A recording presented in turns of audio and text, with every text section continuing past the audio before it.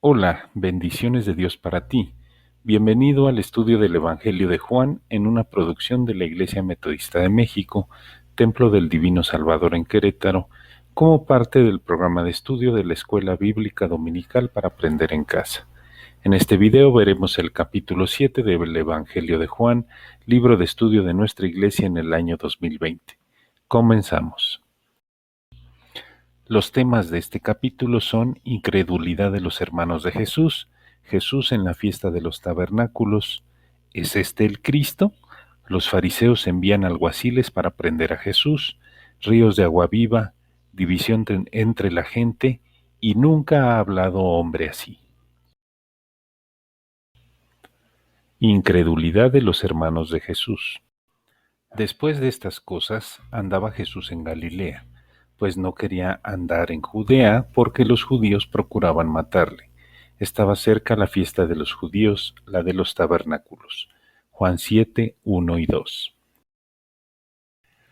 Los eventos del capítulo 6 tuvieron lugar en el mar de Galilea, pero antes Jesús había estado en Jerusalén, donde hubo la controversia en cuanto a él en el estanque de Betesda. Parece que los eventos del capítulo 6 transcurrieron como un año antes de la crucifixión, alrededor del mes de abril del año 29 después de Cristo. Los eventos del capítulo 7 tuvieron lugar en octubre, o sea, unos 6 meses después. Los capítulos 15 al 18 de Mateo y los capítulos 7 al 9 de Marcos, así como el 9 de Lucas, todos relatan incidentes que ocurrieron durante ese periodo. Durante el último año de su ministerio, Jesús limitó sus actividades a la región de Galilea. No andaba más por Judea porque allí las autoridades religiosas habían tramado un complot para matarle. Ahora estamos entrando en el relato de los últimos 6 meses de la vida de Jesús, y el primer incidente que Juan registró en aquel periodo es este que ocurrió durante la fiesta de los tabernáculos. La fiesta de los tabernáculos se describe en el capítulo 23 de Levítico. Esta era una gran fiesta de alegría porque el pueblo de Israel celebraba su gran liberación y salida de la tierra de Egipto, y recordaba los años en que tuvo que habitar en tiendas en el desierto. Era una fiesta de tiendas, cabañas o enramadas. Durante esta celebración acampaban en tiendas, y también el Señor usó esta festividad para atraer los hombres hacia sí mismo. Y le dijeron sus hermanos: sal de aquí y vete a Judea, para que también tus discípulos vean las obras que haces, porque ninguno que procura darse a conocer hace algo en secreto. Si estas cosas haces, manifiéstate al mundo, porque ni aun sus hermanos creían en él.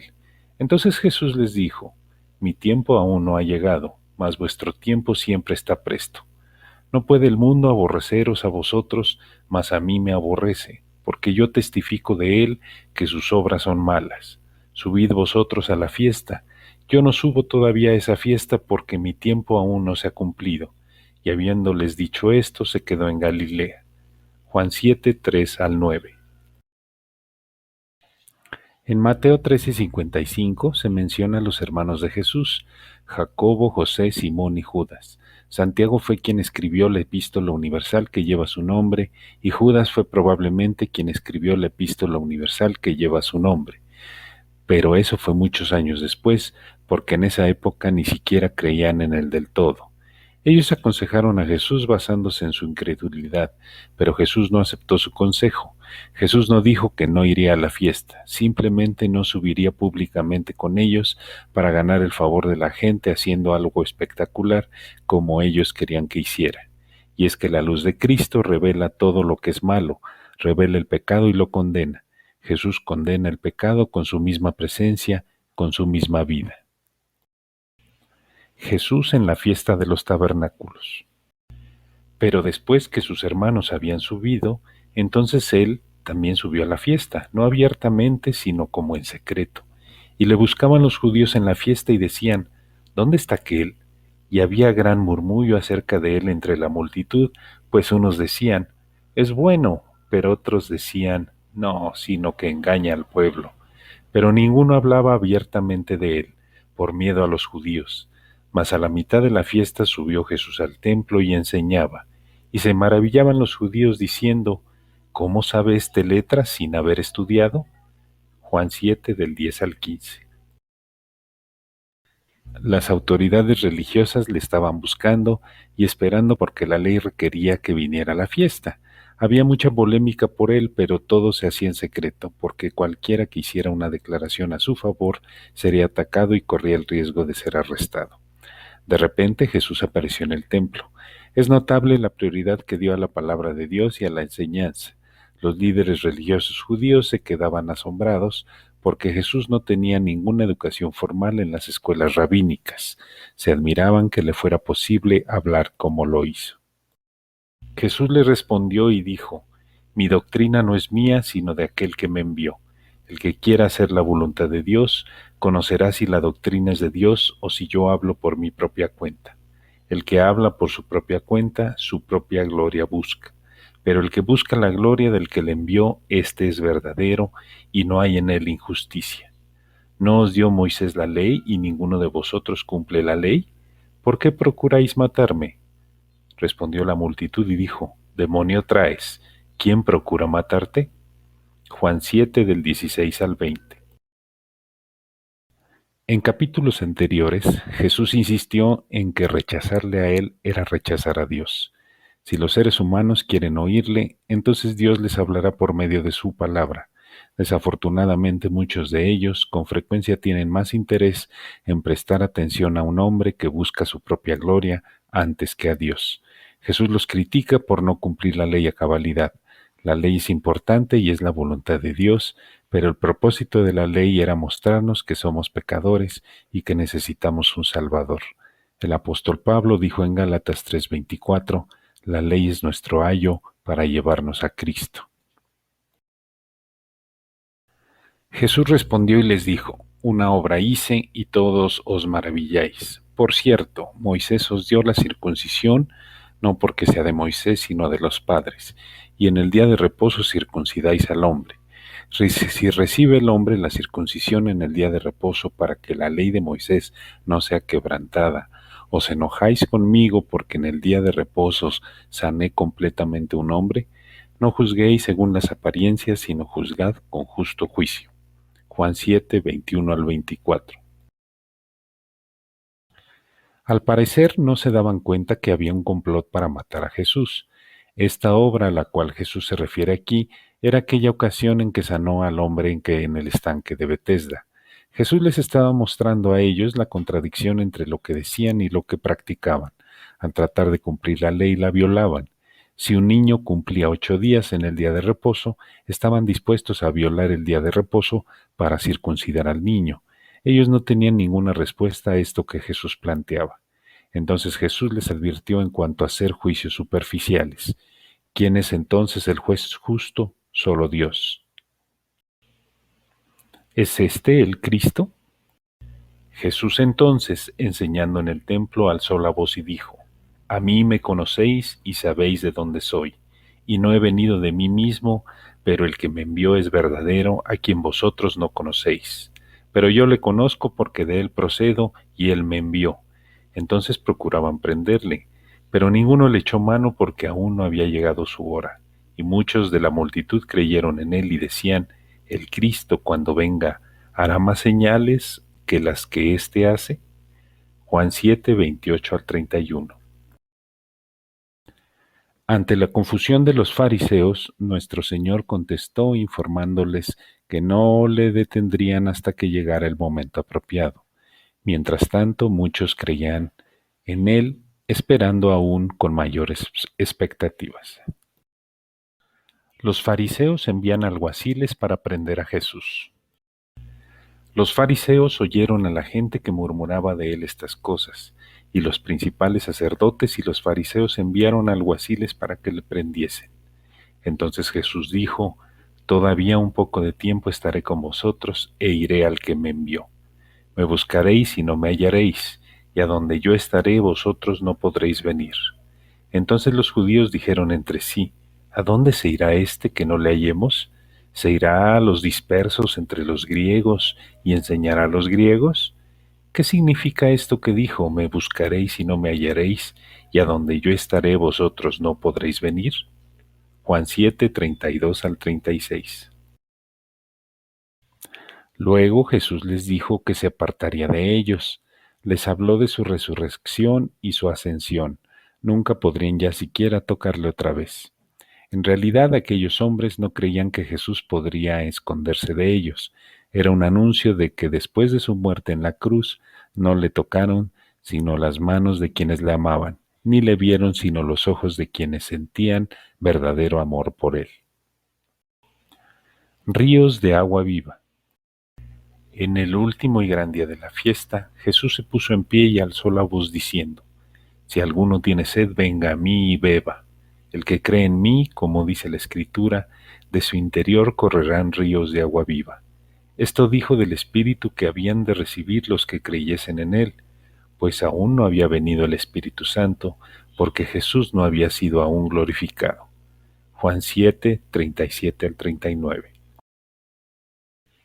Aquí tenemos, una vez más, una referencia al libre albedrío con la frase si alguno.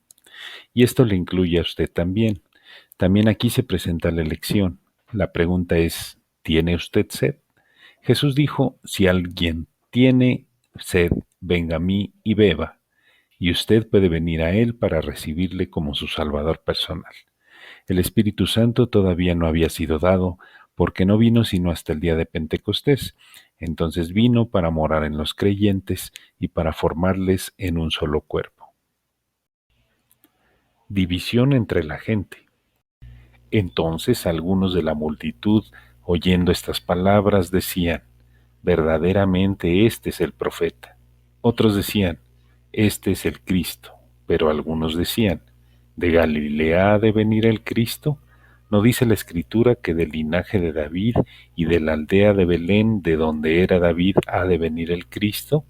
Hubo entonces disensión entre la gente a causa de él, y algunos de ellos querían prenderle, pero ninguno le echó mano. Juan 7, 40 al 44. Algunos creyeron en Jesús y se volvieron a él, bebieron y fueron saciados, pero como siempre hubo algunos que no creyeron. Ante las objeciones de la profecía, la verdad era que Jesucristo era precisamente del linaje de David y del pueblo de Belén. Allí nació y sí cumplió las profecías. Era pues el Cristo, o sea el Mesías, quien les estaba convidando a venir y a beber, pero ellos rehusaron, interponiendo sus objeciones. Nunca ha hablado hombre así. Los alguaciles vinieron a los principales sacerdotes y a los fariseos, y éstos les dijeron: ¿por qué no les habéis traído?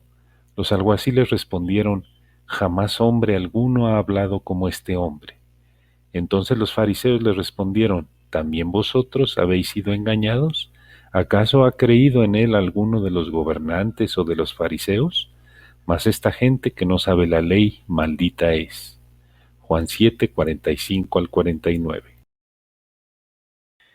Vaya testimonio dieron estos hombres en cuanto a Jesús, pero solo recibieron la burla de los líderes religiosos de allí, mostrando aún su desprecio con quien ignoraba la ley. Aunque Jesús no la ignoraba en lo absoluto, los judíos, es decir, los líderes religiosos, seguían mostrando su desprecio por aquellos que no pertenecían a su círculo. Les dijo Nicodemo, el que vino a él de noche, el cual era uno de ellos: ¿juzga acaso nuestra ley a un hombre si primero no le oye y sabe lo que ha hecho? Respondieron y le dijeron: ¿eres tú también Galileo? Escudriña y ve que de Galilea nunca se ha levantado profeta. Juan 7, 50 al 52. Este Nicodemo era el mismo que, según el capítulo 3, confió en Jesús en aquella noche, pues aunque era fariseo, Nicodemo defendió a Jesús. Pero se burlaron de él preguntándole: ¿eres tú también Galileo? Aquello era una afrenta para ellos. No escondieron ni siquiera su racismo, como los residentes de las grandes ciudades que se burlan de los campesinos que vienen a visitar la gran ciudad. Conclusiones.